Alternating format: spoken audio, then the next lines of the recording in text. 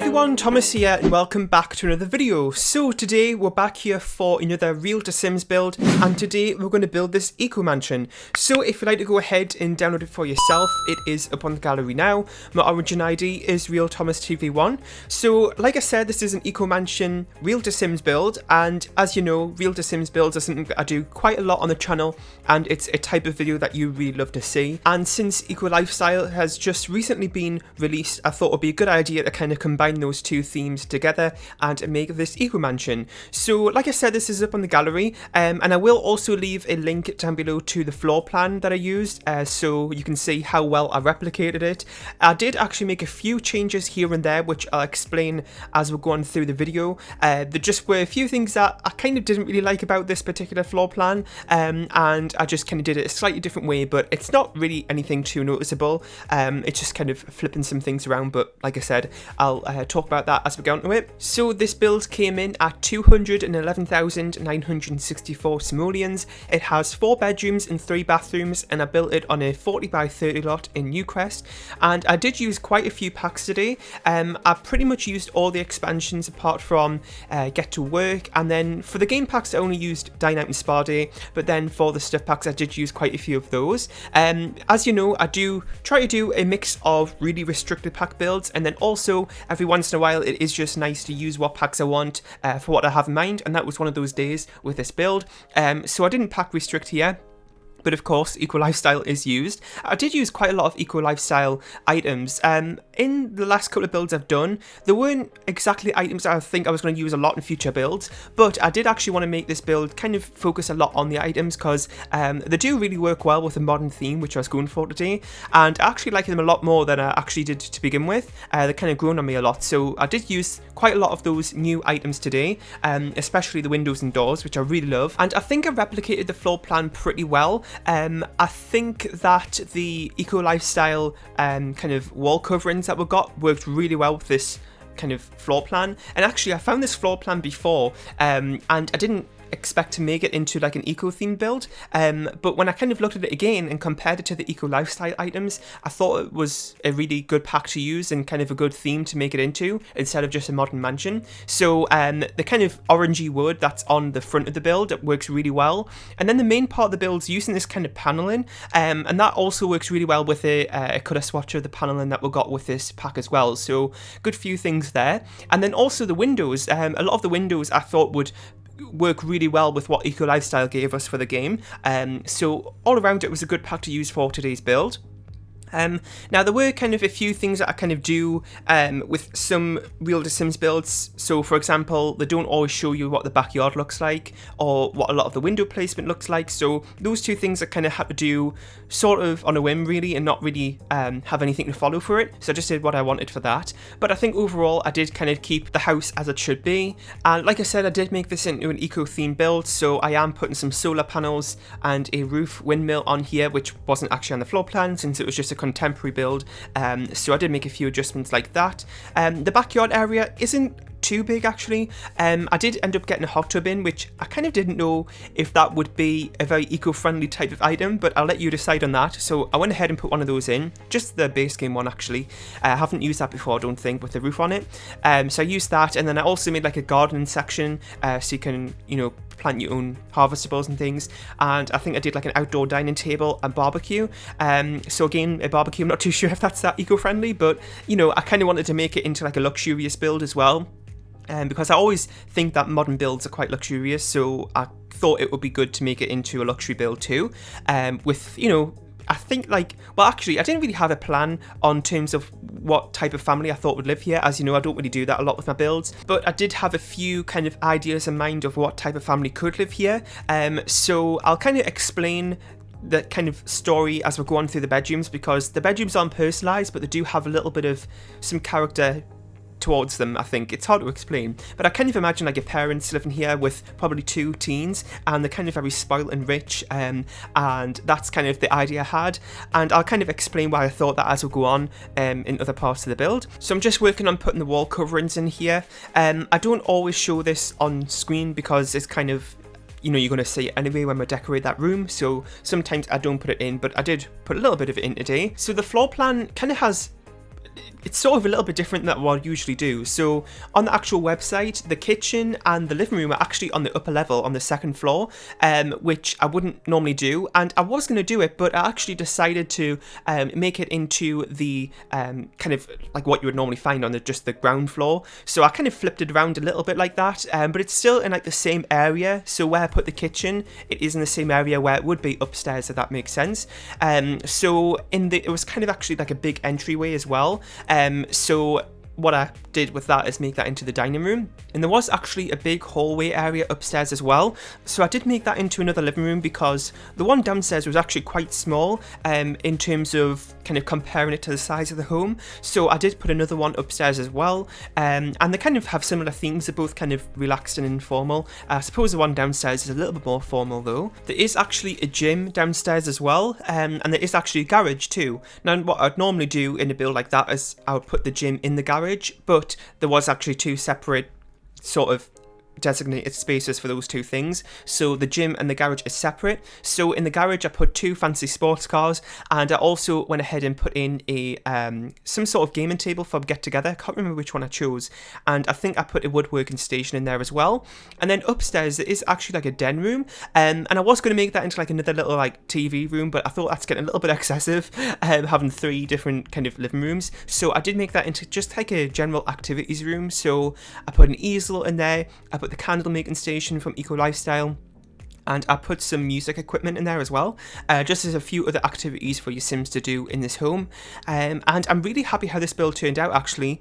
I do really love the items that we got with this pack to make into an kind of like a modern themed build, so that worked out really well. And like I said, I did use quite a few other packs. I have noticed I've been using Tiny Living quite a lot with modern builds. I did tell myself that I wasn't going to use Tiny Living for regular builds because I do a lot of mansions and it kind of contradict itself, but the furniture that we got with Tiny Living actually works really well with modern themes, so I used that in today's build. And yes, so there are 3 bedrooms. One of them is downstairs and it has an ensuite bathroom attached to it. There isn't really any personality with that room, so, and it's also at the front of the home too, so I'd imagine that could be a good guest room. And then there is the master bedroom upstairs, which has an ensuite bathroom, and it's actually a balcony attached to the side of the master bedroom, but the kind of how the floor plan worked out meant that you had to access the balcony through the ensuite bathroom for the master area. So what I went ahead and did was make that balcony into like an outdoor bath. So I thought it was a nice kind of luxury modern touch there, so I went ahead and did that. There is actually like a big balcony as well at the front of the home, and you kind of go out there and access the den, and there's also another hot tub up there as well, and a few other seating areas. So it's quite a luxurious home actually, and I was surprised, to be honest, that the build only came in at just over 200,000 simoleons, because a lot of luxurious builds like this I do come in much more expensive than that. But what I've noticed with the last couple of Eco Lifestyle builds I've done is that the prices always came in pretty cheap. So I don't know if that's just with the Eco Lifestyle items and how they're priced, but my last couple of builds have been quite cheap, to be honest. So I did actually use hidden objects today, the bb.show hidden objects cheat, because with the fabrication side of Eco Lifestyle, there's a lot of like debug items with this pack, and actually just normal furniture items in that menu, and I haven't made use of that in the last couple of builds I've done, so I thought I'd do that today. And there's a lot of nice new colour swatches with like for the items in that menu, so it's worth having a look through. The only kind of downside is that it's debug items after all, and a little bit of a pain to use. Like you can't use the eyedropper tool on them, you can't just use like the normal sofa in the sofa menu and change the colour swatches. You have to go into debug for that, and it's just a little bit of a pain. I understand why they've done that, but it would be nice to have the just like normal items instead. But you know what, it wasn't too much of a problem really. So we're just working on the exterior furnishings here. So I used that kind of glass structure from Get Together and put a bunch of gardening items under there. I really love those new vertical planters. I think they're really great and save a lot of space, especially in the backyard like this, which doesn't really have too much space to use, so I went ahead and did that. Like I said, I used the hot tub from base game. I wasn't trying to avoid using Perfect Patio because I did end up using the hot tub from that pack on the balcony at the front of the home, and it's also kind of annoying about that base game hot tub because it's just exactly the same one from Perfect Patio but with a roof over it. So So I feel like maybe it's people who are going to buy Perfect Patio might have put them off getting that now, since we have a base game hot tub. But you know what, it's fine, because I think it makes, because I try to do base game builds every now and again, because I know they're quite helpful for some people. So just to have a hot tub in base game, you know, regardless of the background of it, I think it's great as an extra thing that your Sims can do in just the base game. So now we're just working on the upstairs, and like I said, I did do another living room area up here. Fairly simple, not really too much going on with it, but just another sitting area really.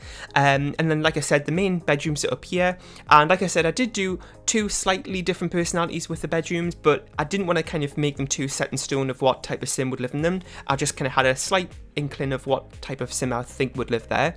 And then I really love the staircase as well. I don't often kind of change the shape of the stairs like into L shapes or whatever. I normally just leave them straight, but I did do that today, like it was that on the floor plan, and I just have like a mezzanine level looking down into the ground floor. So I did put a nice chandelier there too from Moschino stuff, I think. I don't use Moschino stuff that often in my builds, but like I was saying, with Tiny Living, that works really well with modern themes, and so does Moschino stuff I found, so I did use that a few times throughout this build.